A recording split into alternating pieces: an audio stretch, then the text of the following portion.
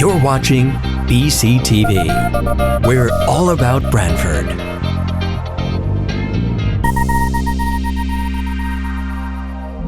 You're watching BCTV, Branford Government Television, a service of Branford Community Television. This program is brought to you in part through the support of the town of Branford.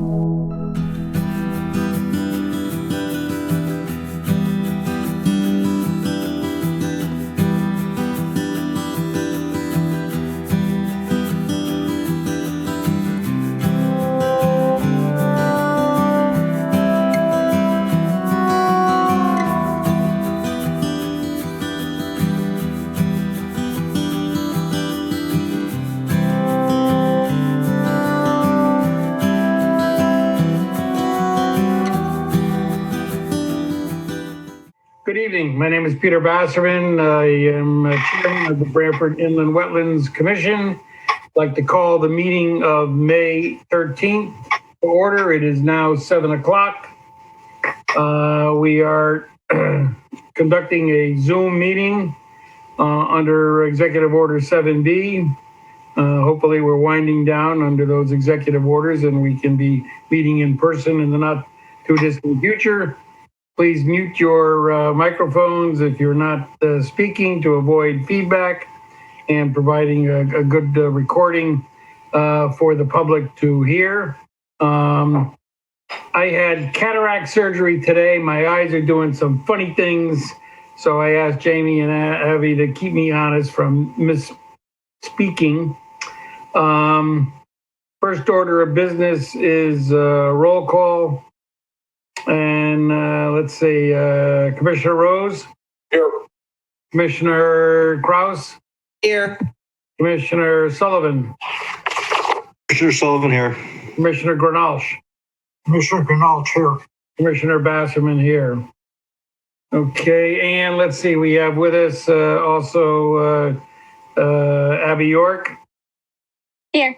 And Jamie Frederick from staff. Here. Thank you. We have two sets of minutes to approve. First up is the April 8th regular meeting minutes. Mr. Chairman, I'll make a motion that we approve the April 8th regular meeting minutes. Is there a second? Commissioner Sullivan, I second it. Okay, do we need to discuss anything in those minutes? Hearing nothing, take a vote. All in favor? Aye. Any opposed? Any abstentions? I abstain. Do we get that one, Abby? Commissioner Rose abstains. Yes, thank you. By the way, the minutes that we are using for, pardon me, the agenda that we are using for tonight's meeting is a revised agenda dated May 12th. Next up is the special meeting minutes of April 20th. Also in the Dropbox.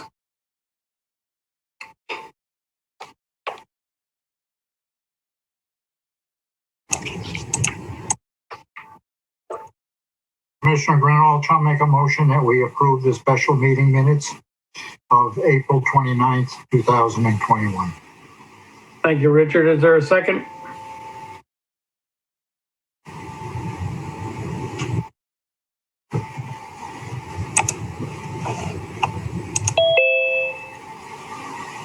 Going once, going twice. Is there a second? I'll make a motion that we approve the minutes of April 29th as a second motion. Any further discussion? All in favor? Aye. Aye. Any opposed? And again, any abstentions? Commissioner Kraus, I abstain. Commissioner Rose, I abstain. I'm so sorry. I wasn't able to read either set of minutes before the meeting. I'm sorry. No problem. Okay, up next we have some applications for receipt. First one is Inland Wetland 210404 46 Parish Farm Road, the installation of a new septic system.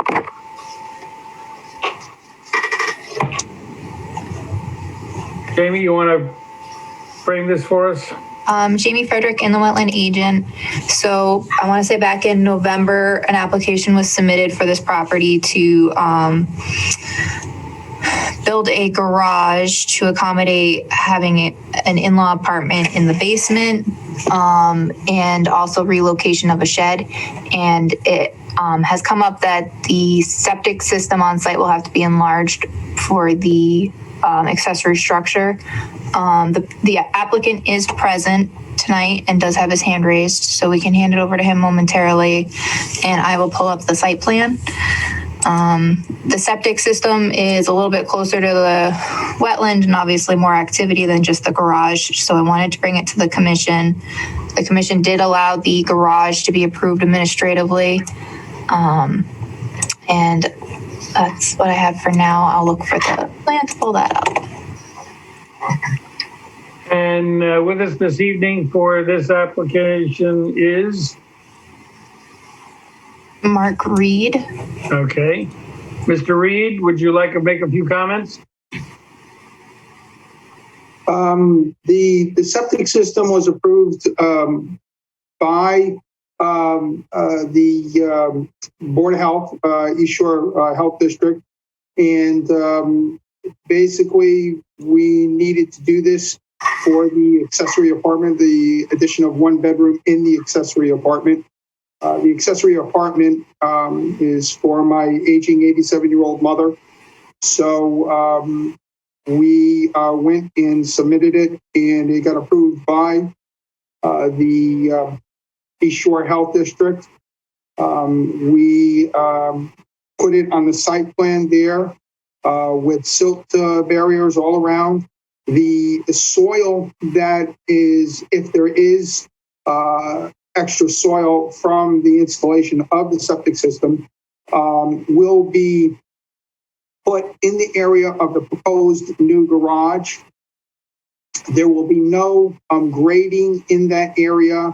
Where the septic system is, the grading will be the same, and I've submitted a document to Jamie stating that fact. We'd like the grade where it is, and no additional soil is going to be added, so that the additional soil, if there is any, will be put in the proposed garage area, and the silt fences will be maintained for the length of the project.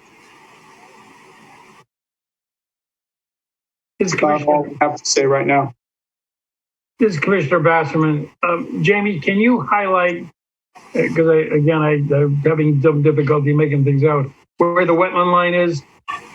Jamie Frederick, in the wetland agent. The wetland line is mostly off-site. It parallels the rear property line right here. It dips back and then it comes onto the site on the very south side of the property. So again, this is Commissioner Basserman. Is the septic system enlargement going toward the wetland? Jamie Frederick, in the wetland agent. Yes, it is. So my understanding is the current system is located in this location here, and the galleries. Yes, thank you. Galleries will be located 25 feet off from the wetland location. And then the silt fence is proposed a little bit further out because of like the select fill that has to go in around the septic system. And Commissioner Basserman again, and what was approved on the original plan? Jamie Frederick, in the wetland agent. This garage here, with the associated grading for the garage and this erosion control right here, and the relocation of the shed from this location to this location over here. The area where the septic system is proposed is currently all lawn.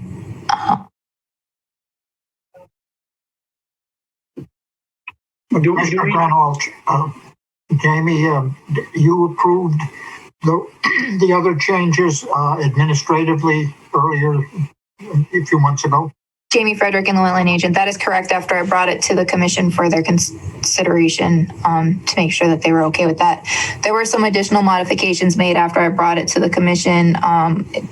became aware that they were looking to do some minor drainage modifications. But that information has also been added to the plans here. And that's already been approved under the permit that I issued for the garage. Mr. Basserman, is there, do we have any knowledge of what is going to be used in the shed?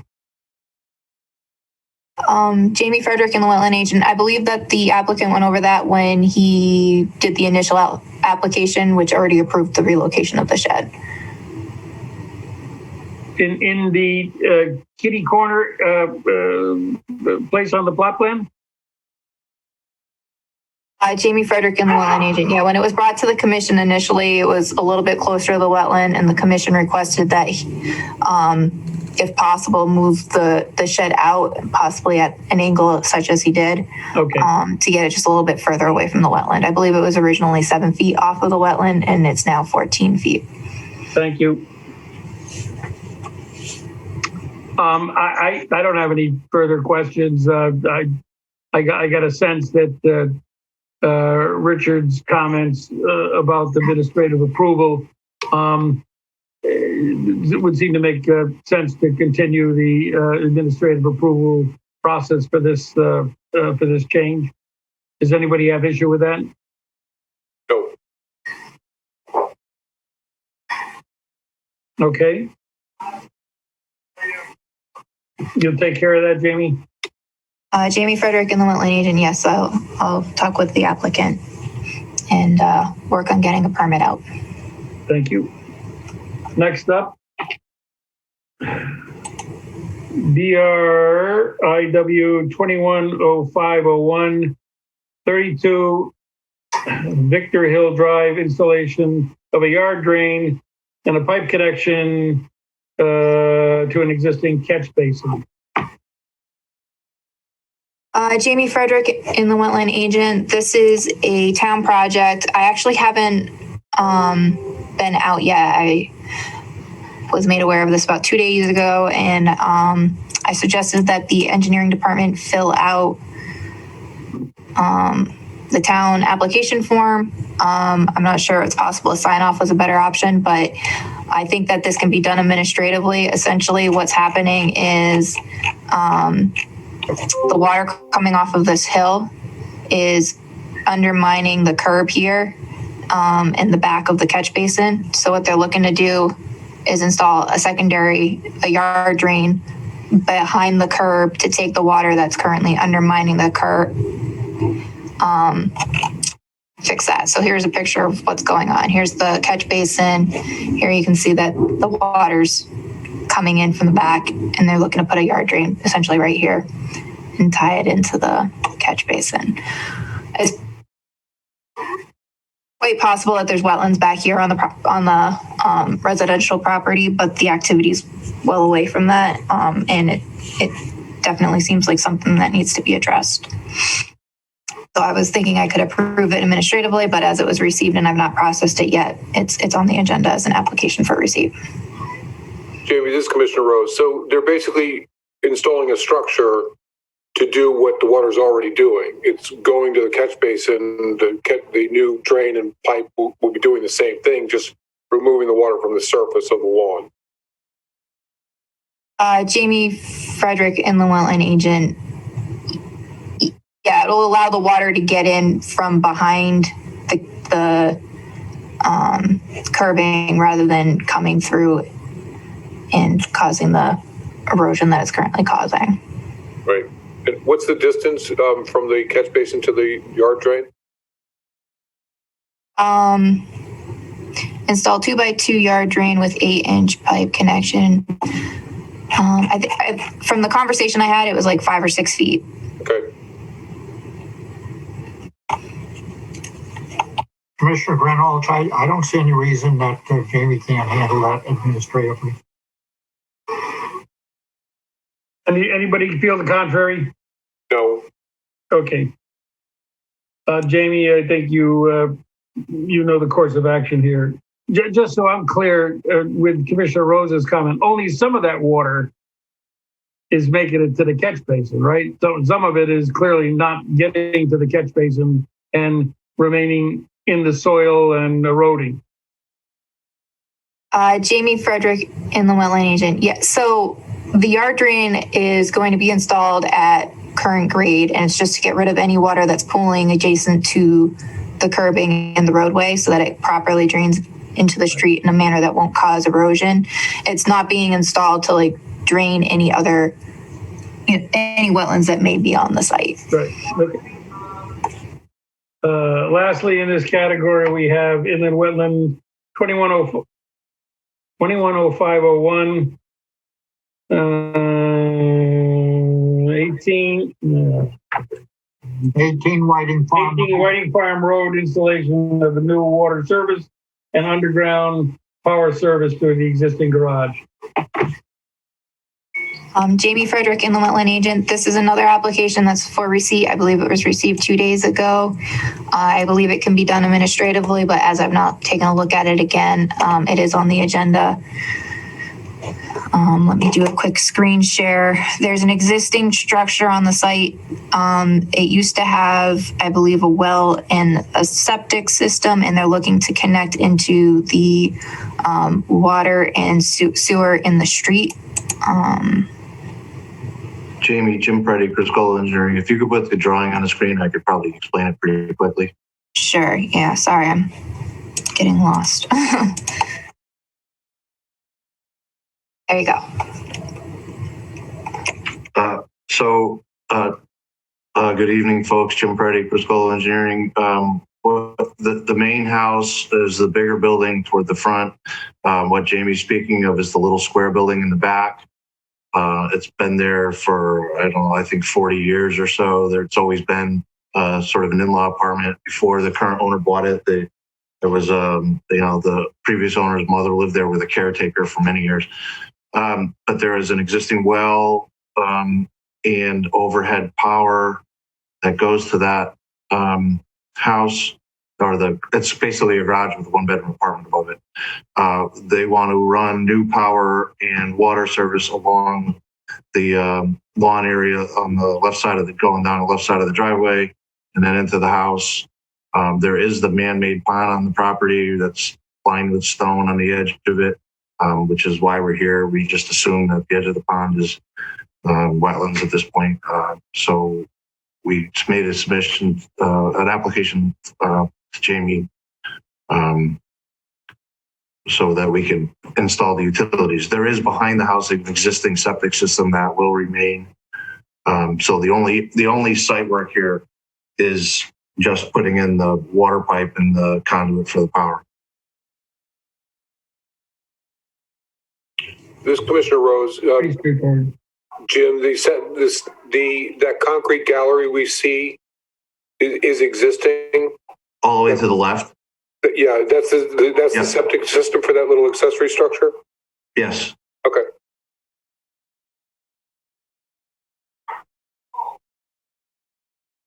Commissioner Granolch, I again think that this is something that can be handled administratively. It doesn't seem to be affecting the pond or the wetlands.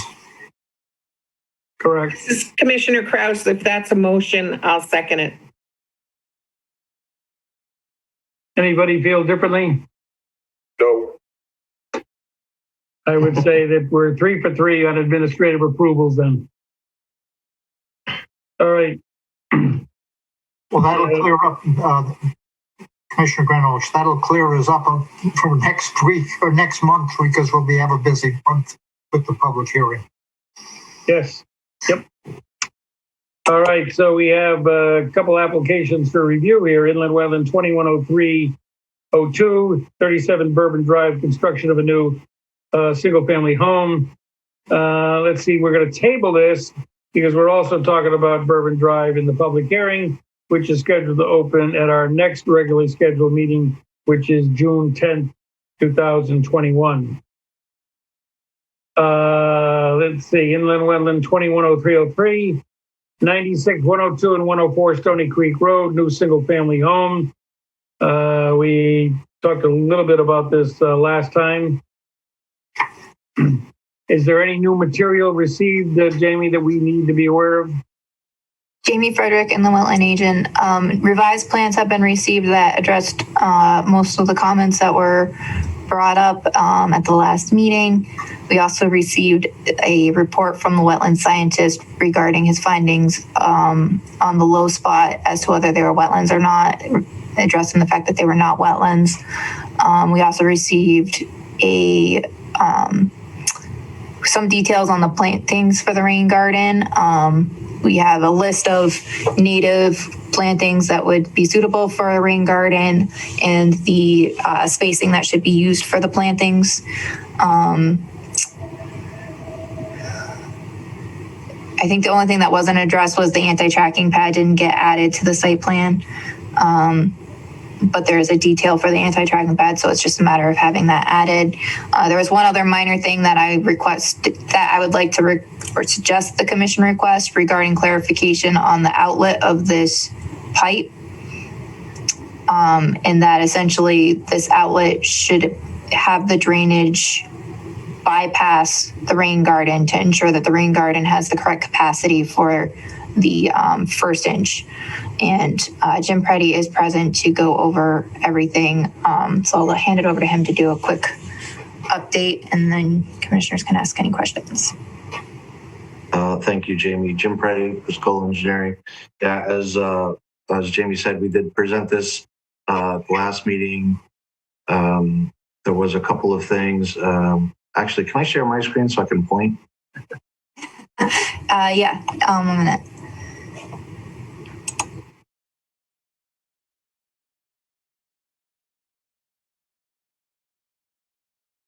Oh, not yet. All right, should be able to now, I think. Okay, so here's the construction entrance, and I was right about the layer just being off. So the construction entrance need to be added. This culvert we added to alleviate any water ponding up in this low area right on the property line here. We suggested installing wood posts with the inland wetland signs at the edge of the clearing over here. As Jamie said, based on David Lord's testimony at the last meeting, he provided a letter just affirming that low area in this area over here did not, in fact, contain wetlands. He did submit a planting list, as Jamie had mentioned. I would suggest that at the time of construction, when the builder and or the homeowner can choose whichever plants from that list, they're going to use that. The number and spacing could be resubmitted to Jamie for her approval at that point. The only Jamie, as you were speaking about the little berm, we could do that. Actually, what I'm going to suggest is I'm going to move this rain garden about 10 feet to the left and then extend this out a little bit, and that should get it around. We could make sure that in between there's a little bit of grading so that it doesn't fill up that rain garden. But that's it, folks. Just a single family house. Again, this was originally 3 lots from 1973 that we are now combining into 1 lot to build 1 house. This is Peter Basserman. Jim, when you talked about making the change in the rain garden, and Jamie mentioned the anti-tracking pad, the detail for that anti-tracking pad you'll add at the same time? The detail is always, it's right here. It's always been on here. It was just the call out. Unfortunately, when I printed it, it was turned off for some reason, but as you can see, it's there. It's on my drawing. And when I say move this 10 feet, I'm just kind of wrap this around a little bit this way, just enough to make sure we can get the water by. That's all. Gotcha. Jim, this is Commissioner Rose. Can you explain the culvert, what that's doing? There is kind of a low area here, and we're going to be sort of cutting it off so that there's going to be some water ponded up right at the edge of the property line here. So this is just, and really, I don't think much gets to it, but just so that there doesn't end up being a mosquito hole here, we're putting a pipe in so that if any water does build up in there, it has a way to get out. Okay. But honestly, there's there's a right of way here, and maybe at the time of construction, this owner can, or the developer can reach out, and maybe they could just grade it across the property line. It would eliminate the need for it. But neighbors being neighbors, I didn't want to commit to that. So you're going to change the arrangement of the rain garden and the culvert, so the culvert effectively will outfall on the back side of the. It won't drain into the rain garden.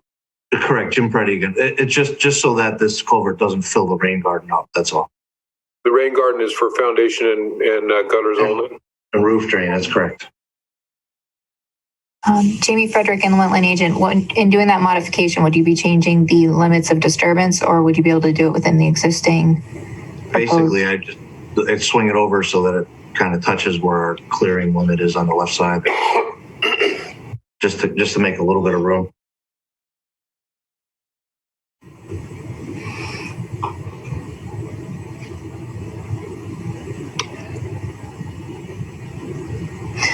Jamie Frederick and the wetland agent, I do have a staff report that I believe got sent out to you, the commissioners and the applicant late this afternoon due to the late timing of receiving the revised materials.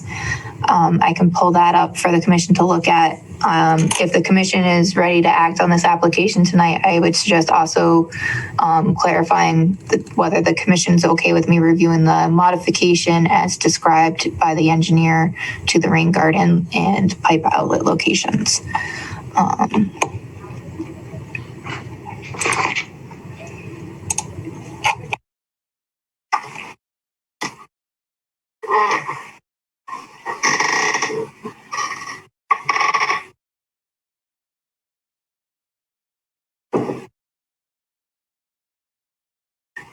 As Commissioner Basser, I thought the soils report was, conclusive in and of itself. I have no issue with you discussing the modifications addressed by Mr. Preddy with the engineer.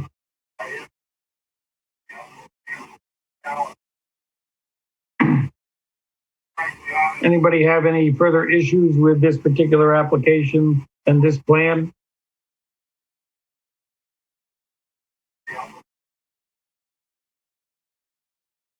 Mr. Chairman, do you want a motion? Would be a good time to have that motion, yes. Jamie Frederick and the wetland agent, before motioning, has the commissioners had a chance to look at the staff report and consider whether or not they want any of those conditions of approval as part of the application? Okay, it's Commissioner Basser. I thought Commissioner Granolf was going to incorporate that into his motion, but if not, then certainly your comment makes sense. Jamie Frederick and the wetland agent. The only other thing off of that is I have 1 through 7, and then I kind of separated out number 8 for the bond. If the commission does want a bond, I think you should consider whether you want it to cover the erosion controls, the rain garden plantings, and if so, for how long, and the installation of wetland signs and posts. So currently I've not put in the duration of time.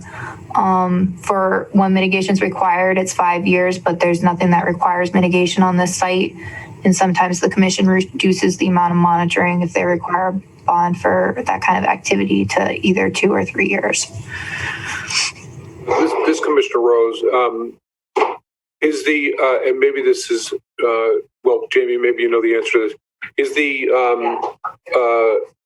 I assume the culvert, or is the culvert and the rain garden part of the building permit?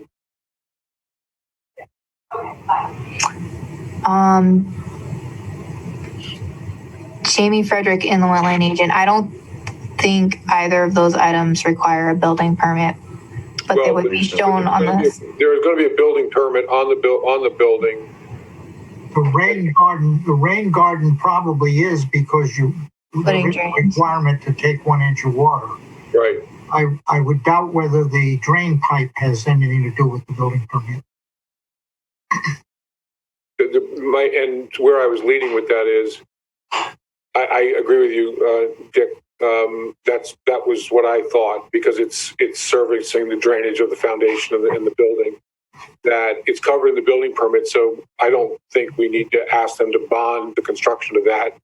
It'll be, their CO is going to be contingent on completing that work. So I don't think we have to bond it. Jim Preddy, again, if it helps at all, this does have to go to planning and zoning for a special exception. So they will actually make it part of their requirements as well.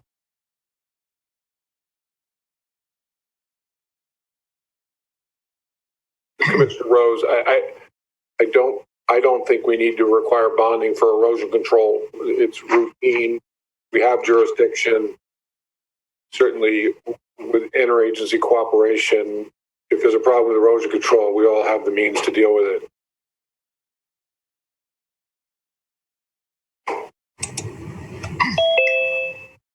Which this Commissioner Bass, which then leaves us with what's the timing that we feel we would recommend for the plantings? Does 3 years seem to do it? 3 would be fine. I agree. Are there any of the conditions enumerated as 1 through 7 that we do not feel is warranted for this application?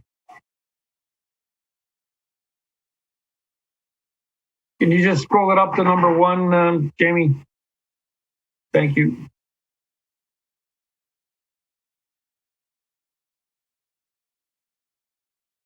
Commissioner Rose, I think we've seen these before, but go ahead. Sorry. Go ahead. I just was going to say, this Commissioner Rose, and I think the conditions are well drafted and appropriate. I agree.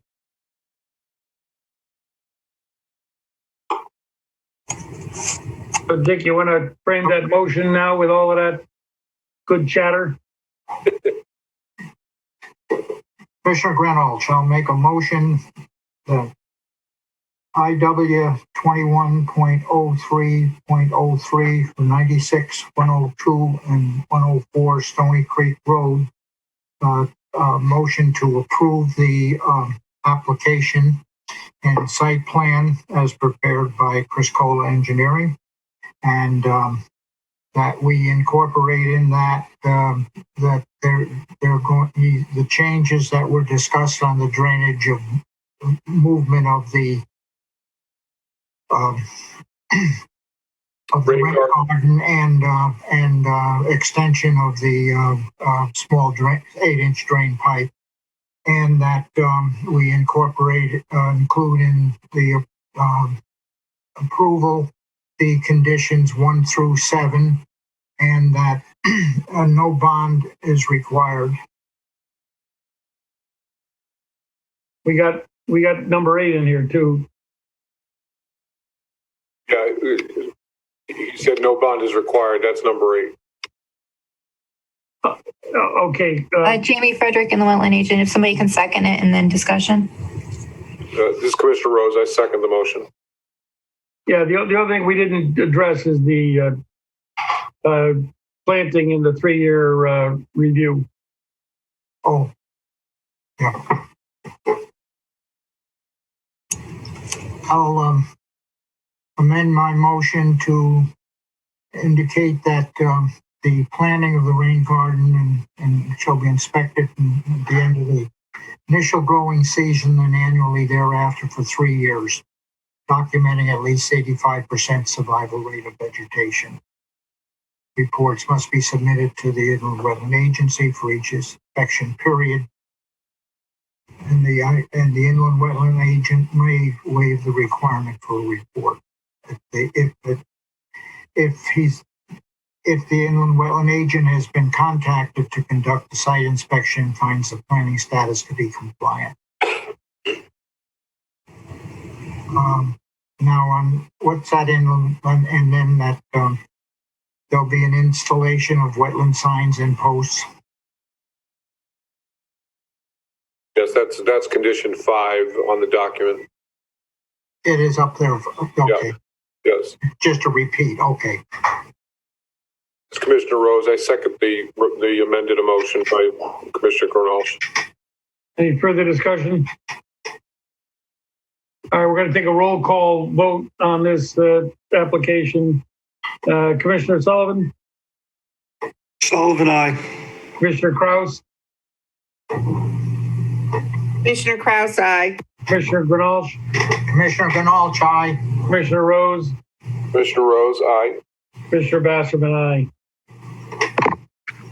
Thank Okay. you, folks. Next up,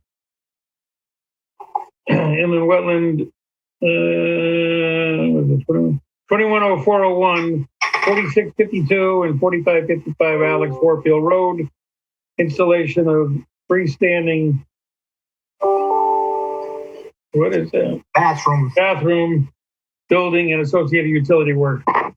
I'm helping you because of your eyes tonight. Yeah, thank you. I need all the help I can get. Again, we're going to table this at the request of the applicant. Is this a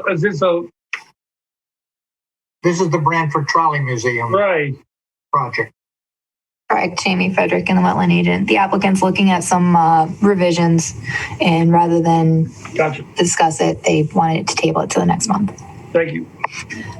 Okay, into enforcement now. We have notice of violation 41 Bourbon Drive, removal of trees within the inland wetland upland review area and within the wetland area without an inland wetland permit. And I guess we had some discussion here about a revised planting plan. Can you bring us up to date on this, Jamie? Jamie Frederick and the wetland agent. So this came to my attention during the site walk for the neighboring property, 37 Bourbon Drive. It was clear that a couple of trees had recently been removed, and upon looking at the survey for 37 Bourbon Drive, which also included 41 Bourbon Drive, it was clear that one of the trees was actually in the wetland area. So I issued a notice of violation to make sure that no further activity occurred. It was brought to the commission at the last meeting, and a planting plan was requested. I have received a planting plan, which I'm trying to pull up now.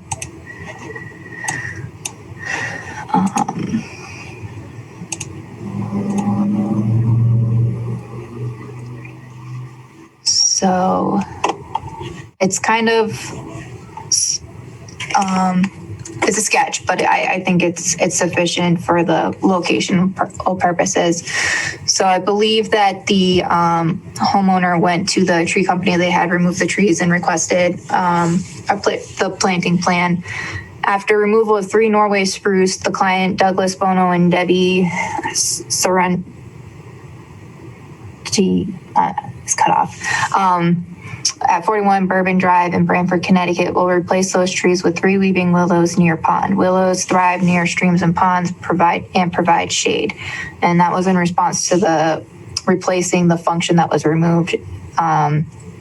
So there are some existing trees that remain along the pond, and then they're showing the location for the willows.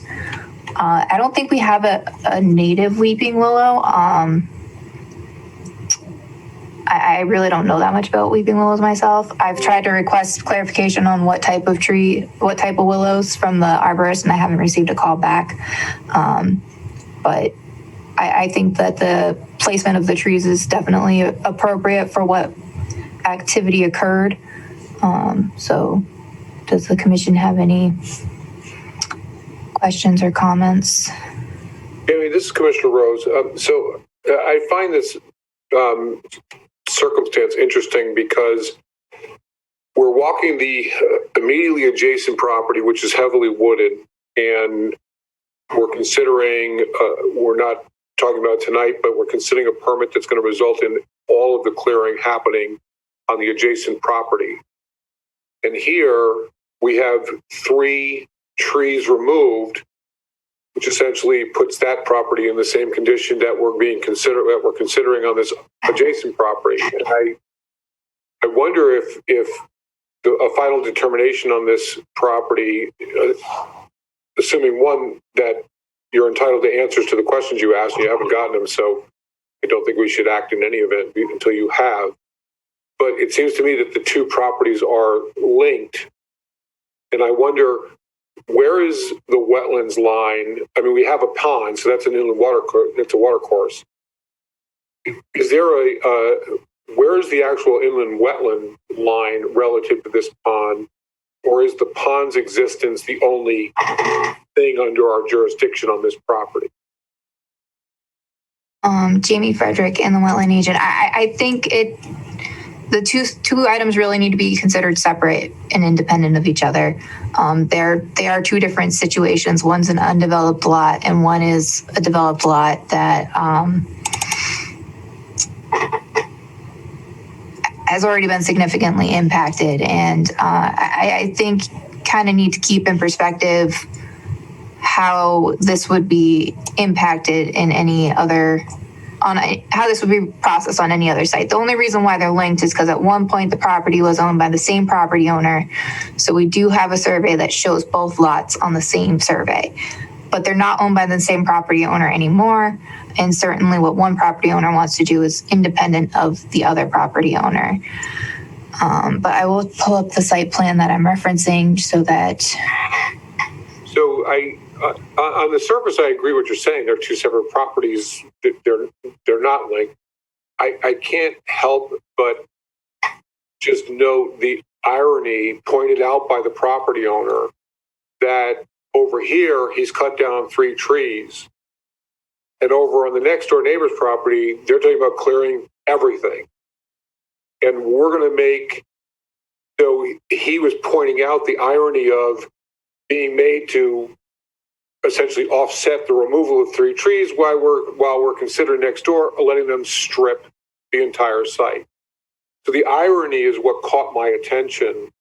And I think where the inland wetland line might be relevant to a distinction between those two circumstances, I think planting 3 willow trees is a great idea. They drink a lot of water and it probably would help dry up the land upland of the pond. But it was the irony that really hit me, and I wanted us to talk about that. Can we bring the plan up on the screen, and that would show where that wetlands line that Eric's asking? Sure. Jamie Frederick and the wetland agent. And I kind of feel like, so these are the 3 trees in question, I believe, that were removed based off of the survey that we had before the activity occurred. There were 3 significant trees, and these are the 3 significant trees that were identified along the pond. So let me zoom in a little bit more. You can see that this is the edge of the pond right here, this dashed line with the dots, and then the wetland line is over here. So this one tree was just barely within the wetland limits, and these 2 were just outside of the wetland. I think that the owner of 41 or the 41 Branford Urban Drive has been very responsive, and it's kind of prime planting season right now. So if the commission is comfortable with me maybe getting any clarification the commission wants prior to planting before the planting occurs, and is comfortable approving the plan with contingencies, I think that would be helpful in getting the trees planted as soon as possible.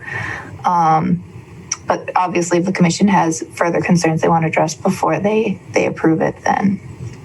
Commissioner Greenwald, I think the planting of 3 willow trees and the replacement of the trees that were cut is proper mitigation, reasonable mitigation for the problem that was created, and they should do a good job. And I think we should approve that without waiting for the next 2 or 3 months of public hearings. This is Commissioner Rose. I essentially I agree. And I just, like I said, I'm hooked on this irony. I think requiring the replacement of a tree that was removed in wetlands is entirely appropriate. I think if we're going to require additional plants outside wetlands in the upland review, we should make note that this work was done without approval, and that these trees in the upland review, I don't know what I meant to say. Well, Eric, would it make it better if we indicated that the one tree in the wetlands that was taken down was not a very good thing to have them do, and that they should replace it with 3 willow trees? Would that make you feel better as far as not getting involved in the trees in the upland review area? Well, thank you for the suggestion. I guess, I mean, we have jurisdiction over the upland review, so I think it's fine that we're requiring putting the trees back. I also think it's good for the property based on what I saw when I was walking on it. So that's all positive. Well, I know that when Commissioner Botha is present at the meeting, that she's usually always expressing concern about shading. And basically, this is replacing the shading that was lost. Agreed. Amy Frederick in the Wetland Agent. I think one of the things that you might be struggling with is the fact that, well, I guess as an inland wetland agent, one of the things I struggle with when I see something like this is oftentimes the property owner tells me that the tree was either infested with a type of bug that was killing it and it was going to be a hazard, or that it had some sort of disease or something. And unfortunately, after they remove the tree, we can't go back. So ideally, we would be contacted ahead of time, see what the concern was. The 2 trees outside of the wetland area, I could have said, okay, well, I understand you have to remove these, but I probably would have still suggested that they plant something to replace it, because currently, other than those couple of trees, it's lawn right up to the wetland, and I believe actually into the wetland a little bit. So I do think it's important to replace the function, and the contact person for 41 Bourbon Drive has indicated that he's looking to comply with what the commission requires. So he doesn't, he came up with the planting plan for the 3 willows, and it sounds like he doesn't have a problem implementing that. And I think it's reasonable, given the fact that I honestly don't think he knew he was violating wetland regulations, and now he knows. So this is Commissioner Rose. Thank you for that, and I completely agree, and I think we should move forward. But I think it should be continued on you getting the answer to your questions about the species of willow. Jamie Frederick in the Wetland Agent. I could certainly follow up and make sure I know. I've been following up with the arborist, and I'm sure if I follow up with the property owner, I'll get a response a little bit faster, because he's been very responsive. But I figured it would be easier to go directly through the person with the recommendation. I would just make a comment. I've had some dealings with weeping willows, and anecdotally, I was told, or comments were made to me about the extraordinary amount of water that weeping willows can take up, and just based on that casual information, I guess it just makes me wonder if you want to question the thought of 3 willows, because literally the comments that have been made to me by arborists in the past is that many willows could actually dry up a pond. They consume that much water, and so you might just want to make sure that requiring 3 willows doesn't backfire on us. Interesting observation. Jamie Frederick in the Wetland Agent. Yeah, like I said, I don't have a lot of experience with weeping willows. I would also be a little bit concerned about their spread, and also I understand they have a large, wide, shallow root system, which, it's far enough away from the house that shouldn't be a problem for the house, but might have some other undesired impacts. So you might want to compare this, Commissioner Rose. You might want to compare the suggestion of willows to something like a swamp maple, and whether there's certainly swamp maples thrive in a place like this, but whether they draw substantially less water than a willow or not, I think is a valid question to get answered. So, Jamie Frederick in the Wetland Agent. Would it be correct to interpret that if the commission is satisfied with this planting plan, with the understanding that further clarification on the species of trees to the satisfaction of the IW agent is kind of the outstanding item. I think that would be fine with me, Commissioner Walsh, that this is an enforcement, obviously, and I think that we'd be satisfied with 3 trees, and if they're willows or however you determine works out best, Jamie, and with the property owner, I think would be fine with me. This is Commissioner Rose. I agree with Commissioner Grinalch. Are we going to require a particular caliper on the trees being planted, or are we going to let them plant whatever they can afford? Jamie Frederick and the wetland agent, I don't believe that the plan specified. As a tree. Yeah. I didn't see it. This is Commissioner Krause. How about they plant what they cut down? It obviously did well there. What kind of tree was there before? Jamie Frederick and the wetland agent, it was Norway spruce according to this letter. Oh, I didn't see that. I'm sorry. But could they put 2 of those in 1 weeping willow if there's too much water that the willows drink, or? Jamie Frederick and the wetland agent, there is a native willow too, the black willow, so maybe they could throw one of those in as a mix into the mix or something like that. It sounds, this is Commissioner Bassler, it sounds like the comment though was more on not so much the species of tree, but that the replacement vehicles, if you will, complete the function similar to the function that was there for the trees that were removed. I don't know how you determine that, since the size of the trees, the age of the trees, and all that would be different. But I think, Jamie, as long as you work with the arborist, I guess, to get 3 trees in that area sufficient to substantially repeat the function that was there, I think sounds like the commission is okay. Jamie Frederick and the wetland agent, does the commission want to make a motion to that effect? It's Commissioner Rose. I'll make a motion that, excuse me, that we approve agent approval of a final action on the NOV for 41 Bourbon Drive to require that 3 trees be planted of species that are reviewed and ultimately approved by the agent, and of a caliper that is appropriate in the judgment of the agent, and that we allow agent approval in accordance with that motion. I'll second that motion, Commissioner Grinalch.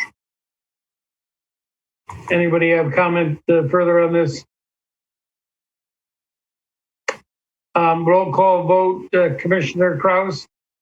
Aye. Commissioner Sullivan? Sullivan, aye. Commissioner Grinalch? Commissioner Grinalch, aye. Commissioner Rose? Commissioner Rose, aye. Commissioner Basserman, aye. Sounds good.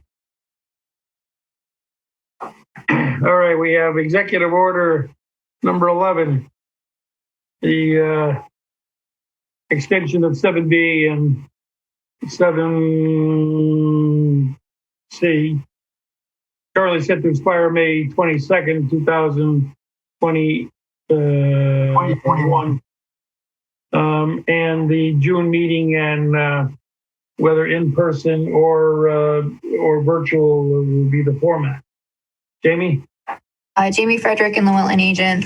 So for over the last year now, per executive order, we've been meeting virtually through Zoom. And there's rumors that there may or may not be an extension of the executive order again. So it's quite possible that the June meeting will have to be in person. And I guess we wanted to kind of preemptively tell the commission that, and also kind of inquire as to whether the commission wants to try to move to the in-person format in June either way, or if you want to wait and make a decision once we know what can and cannot be done. As far as virtual meetings go, we also have to notice where the public hearing will be. So we could have that if the commission wants to wait until guidance on whether the executive order is continued or not. You could give us guidance as to which way, that it will be remote unless there's no extension of the public hearing. Or that the staff will work that out with the chairman. I suggest that May 21st, Jamie talks to Peter, and as far as I'm concerned, I'd like to have it in person. And if it hasn't been extended, that we do it in person. Yeah, this is Commissioner Bassman. Didn't I hear today that the CDC changed their rules on masks and all that? That's right. If you're fully vaccinated, you don't have to wear a mask indoors unless you're on public transportation, in hospitals, or two other places. I mean, my feeling is, especially with the public hearing, that in person makes more sense in terms of trying to conduct the meeting and involve the public and giving them a chance, an opportunity to speak. And the only downside, I guess, is the safety issue associated with that. And my understanding is Branford has one of the highest vaccination rates in the state in terms of people getting both shots. I would err on the side, I guess, of an in-person meeting if at all possible. Agreed. Can I ask if each of the members here of the commission have had their vaccinations, their shots? I'm vaccinated. I'm vaccinated. Same here. I'm vaccinated. How about you, Jamie? Yep. So I guess we'll okay, it sounds like we're all pretty safe, at least our group. And the new rule that came out today from the CDC says that people who aren't vaccinated should wear masks. Right. So if you are vaccinated, you can come without a mask. And if you aren't vaccinated or you've chosen not to get a vaccination, you can still be out in public, but you just wear your mask. You got it. Jamie Frederick and the Wetland Agent, just to clarify on that, I don't know, Town of Branford might have different rules for town buildings, so you might still have to wear a mask at the meeting. Also, the only other reservation I have for meeting in person is currently the community center has a 20-person limit for the amount of people that can be in attendance. So we might be okay with 20 people. We might not. So I can start looking. Yeah, can we reserve the firehouse? Amy Frederick and the Wetland Agent, no, they have a meeting that night. So I'd have to look at other alternatives. And or they might be relaxing the restriction as to the number of people because of changes in guidance. So I will keep you posted if we have to meet somewhere else. Or how about if only the people who, normally we don't get a lot of additional people at our meetings. So how about if the people who are presenting or speaking come in to the meeting and the other people wait outside? If we don't have enough, if we're going to have too many people, like you don't come in till it's your turn. Jamie Frederick and the Wetland Agent, something like that might work if it's different applications. But if we ended up with a bunch of people for the public hearing, we wouldn't be able to tell them. That's what I meant when it wasn't a public hearing, when it's just individual applications. I'm sure we'll figure it out. I just kind of wanted to get a feel for the commission because it sounds like at least the commissioners present tonight would like to do in person in June. So I will also send something out to everybody, all the commissioners, to make sure everyone's aware so that if any of the other commissioners have any concerns, they can let us know.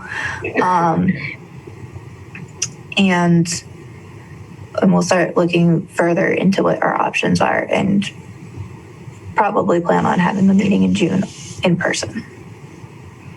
Okay. Next up is the peer review feedback and the checklist associated with that. I have a comment on that, if I could. Hold on. hold on. No. This was the prior one. Oh. Go ahead. I just had two observations I'd like to make. This is the first commission that I said this to, but I'm going to kind of miss two things about these remote meetings. One is the convenience, and I think the convenience does translate into a certain amount of attendance, at least in the number of meetings that I've been to.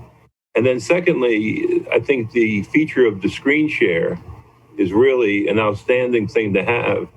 And it's too bad that somehow, I don't know where this comes from state directive or town, discretion or whatever, that you can't have sort of a hybrid meeting where people who want to go to the meeting and it's allowed can go, whereas others, like myself, probably would just as soon stay at home, bounce back and forth between meetings that are close in time, and also have the advantage of a screen share. So I think you're giving two things up that are fairly significant with that screen share and the convenience of online meetings. Okay. Moving ahead to the peer review feedback on the checklist that was sent out by staff. Any comments received back, Jamie, on that? Jamie Frederick in the Wetland Agent. I don't believe we've received any comments or feedback on the checklist. Did any of the commissioners present tonight have any comments if they preferred one format over the other? We had two different kind of setups. I don't have an opinion. Yeah, I think they could both work. All right. How do we want to bring this to a close? We want to do that at the June meeting? Jamie Frederick in the Wetland Agent. It might be helpful for you guys to reflect on it again after you're done with the complete peer review process, so we can wait until perhaps the current peer review process is completed to put it on the agenda again. Sounds like a plan. Any other comments from the commission on the peer review checklist? All right, we'll take that up again at the June session, after the June session. Next up, commission practices. This is something that I asked. I have another comment, please. Okay. I mean, first of all, I brought in 9 or 10 booklets, gave it to the director. Jamie Frederick in the Wetland Agent. That's actually on the agenda. It's later on the agenda. So can you wait? That's fine, but I don't know what the status is of what you're doing with this peer review checklist. I didn't understand what's next in line and how you plan to. Are you going to sign off on this? At this point, you're going to consider it further. You're going to open it up to a public hearing. No, I just said that we would consider it, and Jamie articulated that maybe after we completed the existing RFP process that's currently in play, that we would again look at this checklist and see if it incorporates all those things that we felt were important into the process.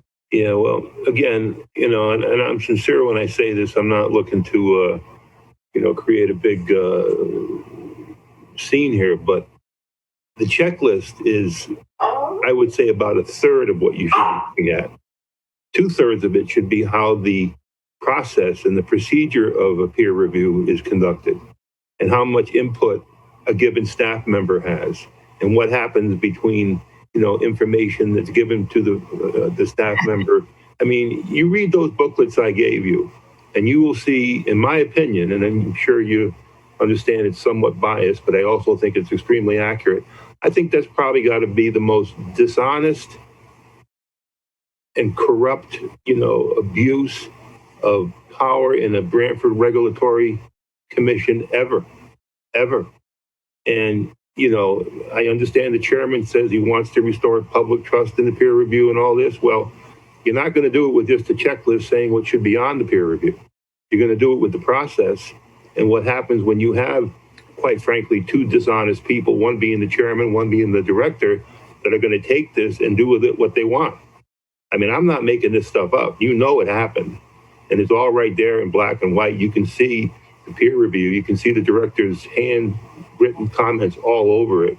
You can see how comments got into that peer review that no commissioner ever asked. It was all to support the agenda to, to deny Costco. This is a serious, serious problem. The only reason it didn't get more was because, quite frankly, I think our first selectman took a cowardly way out, said he was going to investigate it, never investigated it. You know, folks, we're going to be candid with each other, and I hope we can.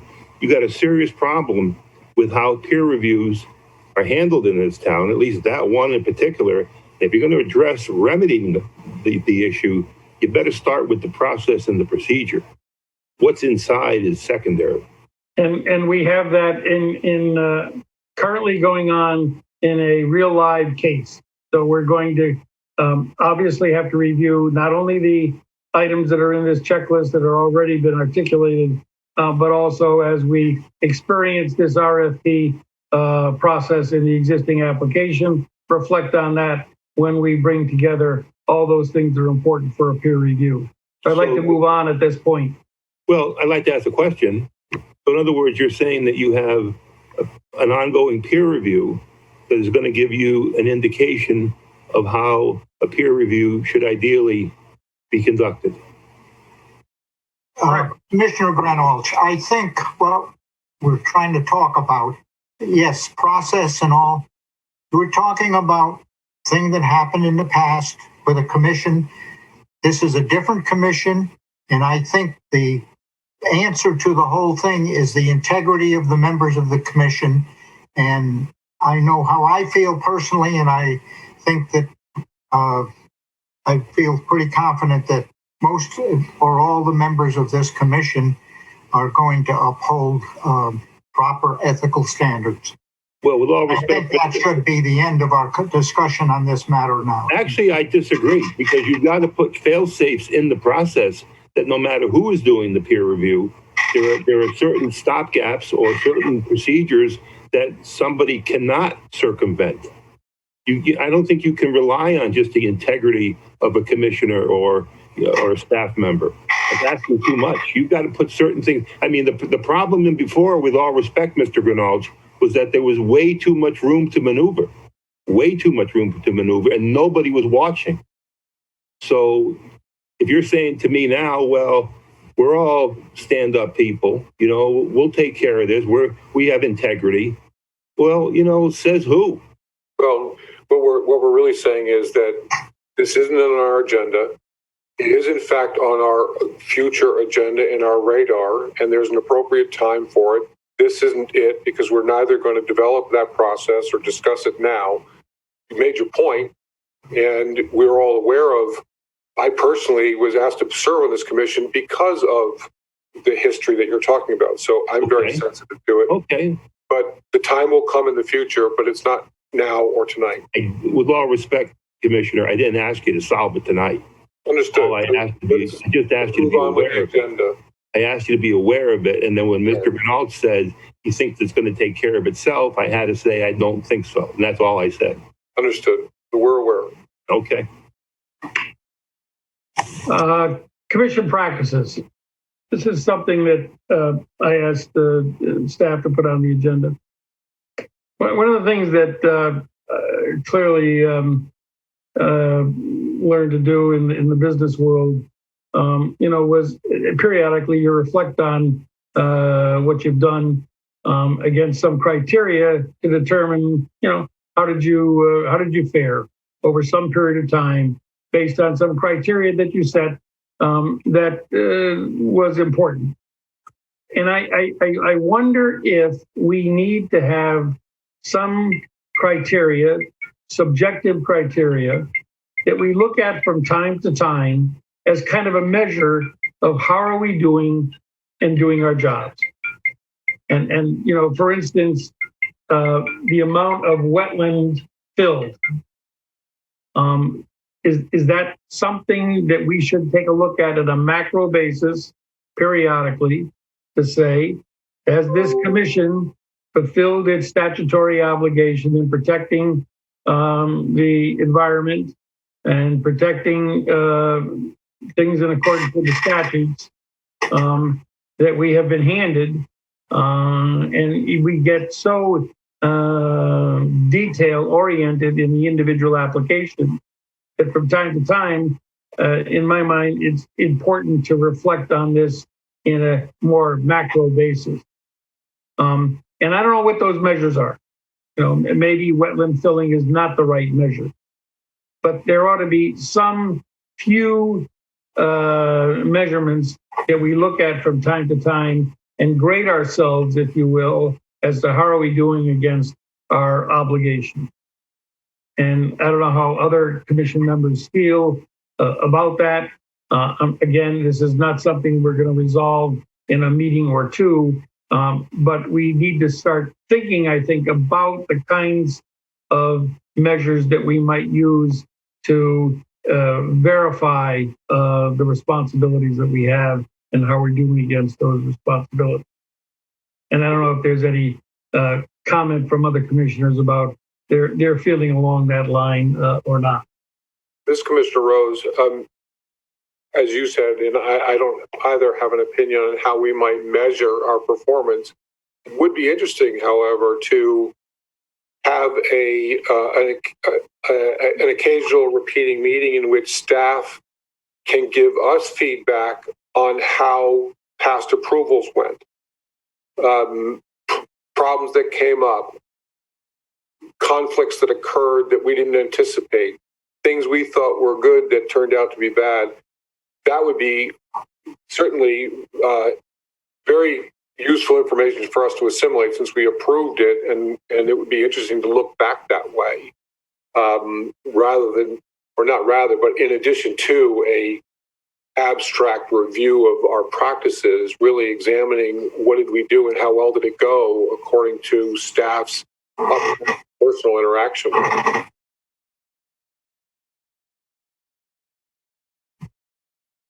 This is Commissioner Kraus, and I really agree with what Commissioner Rose just said, because there's always so much to be learned with a retrospective look and looking back at what we thought might happen and then what actually happened.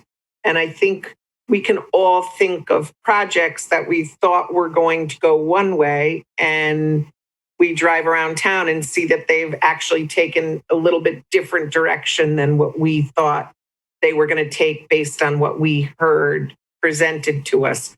So I think that there's a lot to be learned by looking back at what we've done and what we've approved and what we've cited as, a perfect example is what Commissioner Rose was talking about tonight. The irony of making somebody plant 3 trees next door to somebody who we may make allow to cut down 42 trees. And I think when we look at it from an aggregate level, we might have some interesting things to learn.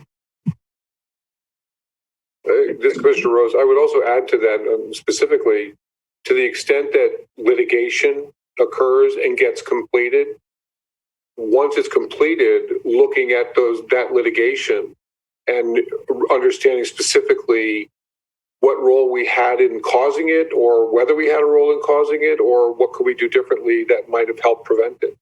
That would be really interesting. Sure.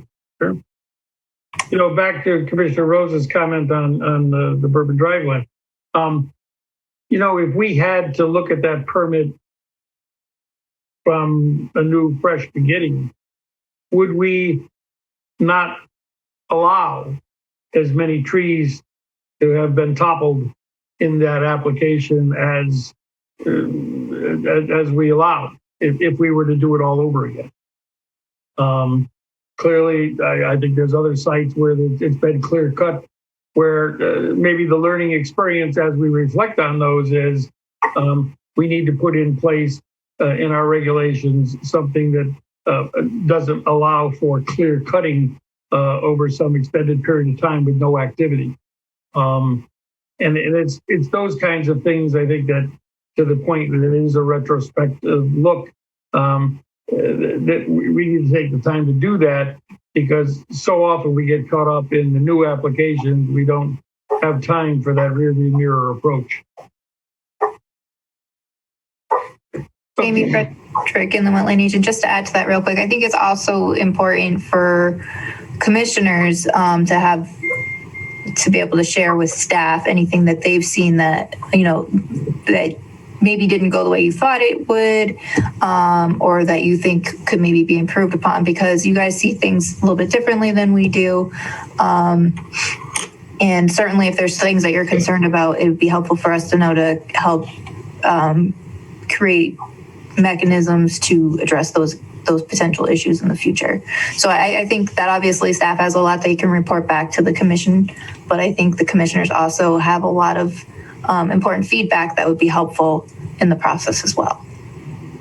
So I just need a little clarification, because I know we're not supposed to discuss things with fellow commissioners outside of the meetings. That's against the regulations. So if we see things, should we bring them to staff during meetings, or is it all right to bring them to staff's attention outside of meetings? Jamie Frederick in the Wetland Agent, it's always okay for a commissioner to reach out to staff, particularly if you see something wrong that you think's wrong on a site that an application has been granted for. Please contact us. We can't see every site all the time. Oh, no, okay, thank you very much. Yeah. I never knew that. Okay. Revised town department. We have a project and a application form. Jamie Frederick in the Wetland Agent, as I believe I kind of hinted at when discussing the town project with the catch basin, the town project form currently says Part 1 to be completed by the Director of DPW, Superintendent of Sewage Treatment Facilities.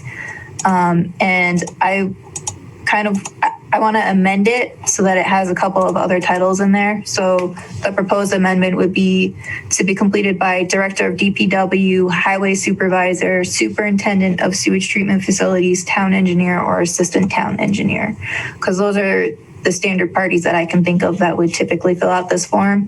And we might as well make it honest to the typical parties that would fill it out, rather than, at the very least, town engineer should be included.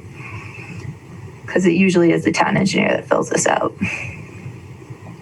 Does any commissioner have any issue with those additions, or any suggestion about a party that's not named here? This is Commissioner Rose. I would just question the need to have titles, and I mean, we deal with contracts every day, and if we had to put somebody's name in it, we'd always be changing the name. So we put duly authorized, and that allows the agency or the contracting party to enable whoever they want to duly authorized to sign it. Then you never have a problem with changing titles. Jamie Frederick in the Wetland Agent. So if we were to just change it to be completed by applicant. So whatever department it is would be filled out. So it's this department, and who signs it would be duly authorized. They would sign as that agency and their name underneath their signature and comma duly authorized.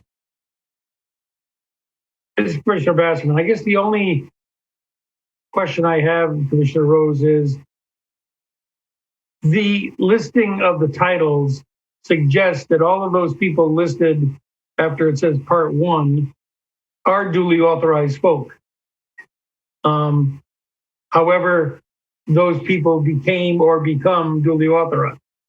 If there is no title associated with that, somebody that signs duly authorized may or may not be.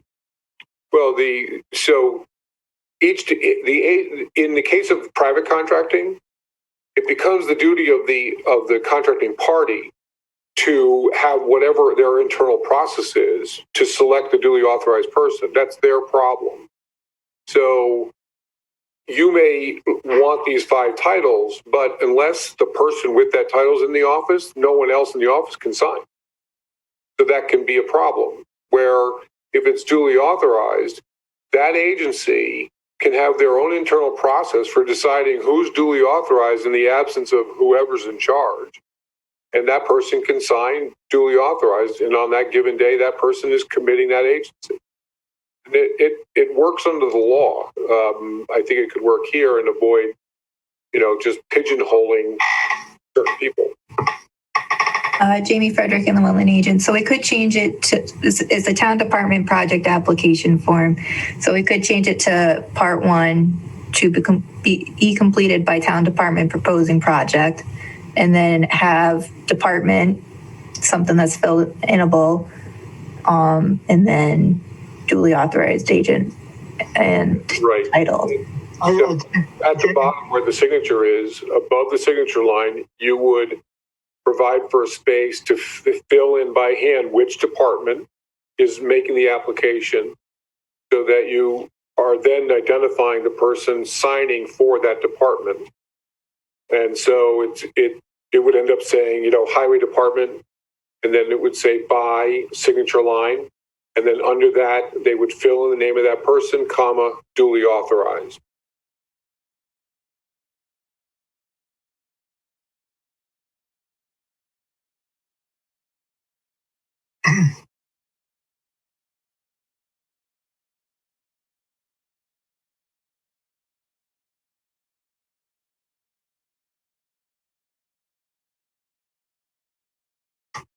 Do any of the commissioners have any other thoughts or differences in opinion?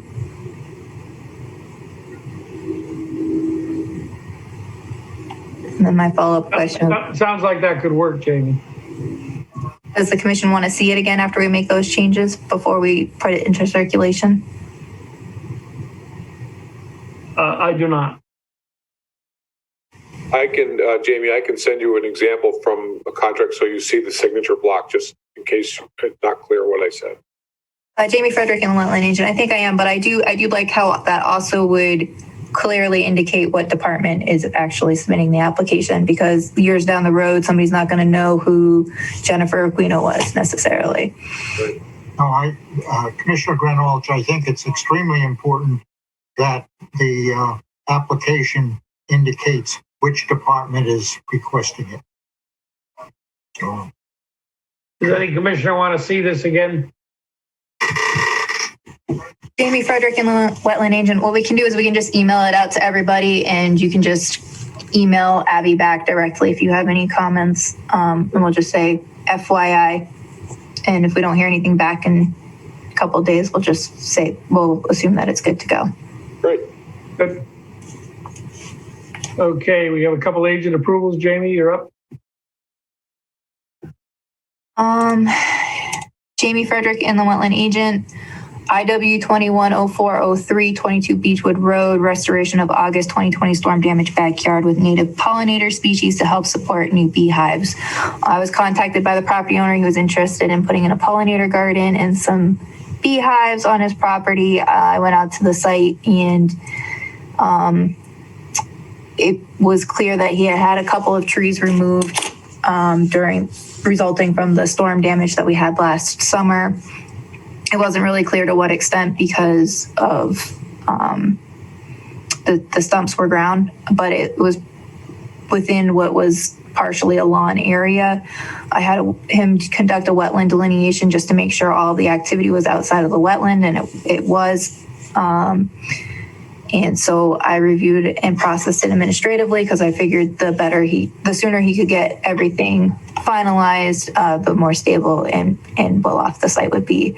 And he was looking to plant primarily native pollinator species along the disturbed area of the yard. Any questions on that one? All right. IW 210402 8 Holly Lane, septic repair for single family house. This was for receipt at the last meeting, and the commission okayed it for agent approval. I went out with the project engineer and looked at the work they're looking to do, and it's been approved, and I believe it's currently pending in front of planning and zoning.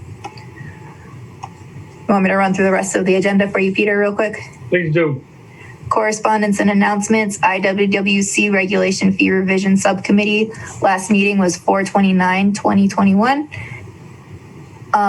Minutes to be approved at the next subcommittee meeting, and the minutes from that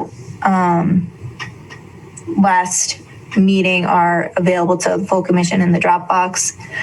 The next subcommittee meeting is scheduled for next Thursday, which is 5/20/2021.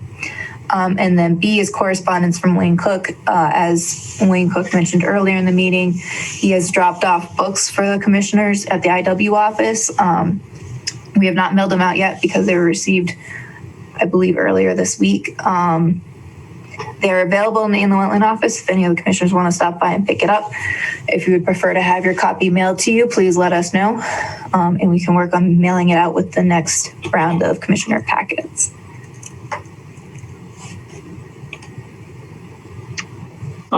That concludes the agenda that we have posted. Any other comments from the commission this evening? Yeah, Peter, this is Commissioner Sullivan. My term expires at the end of this month, and I've made the decision to step down as I've started a new job up at the electric boat, and I'll have a very difficult time of making the meetings. You know, I've enjoyed serving the town of Branford with all of you, and I wish all of you the best of luck. Congratulations, Steve. Appreciate it, Steve. Thank you. Thank you. Hopefully the contracts keep coming on EB. Yeah, you're not kidding. Good luck, Steve. Thank That'd be good you. for all of us. Oh, that'd be good for all of us. All right. Good night, folks. Good night. Oh, is there a motion to adjourn? Motion to adjourn. Seconded. Wonderful. Good night. Bye, all. Good night, luck, everyone. Steve.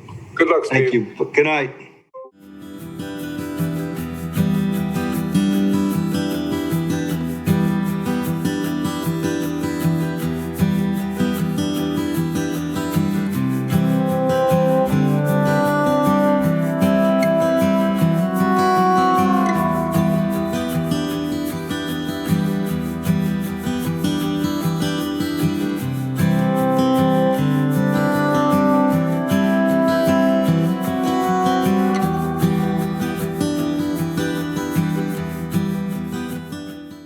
This program was brought to you in part through the support of the Town of Branford. Watch town meetings and other videos on demand at BranfordTV.org.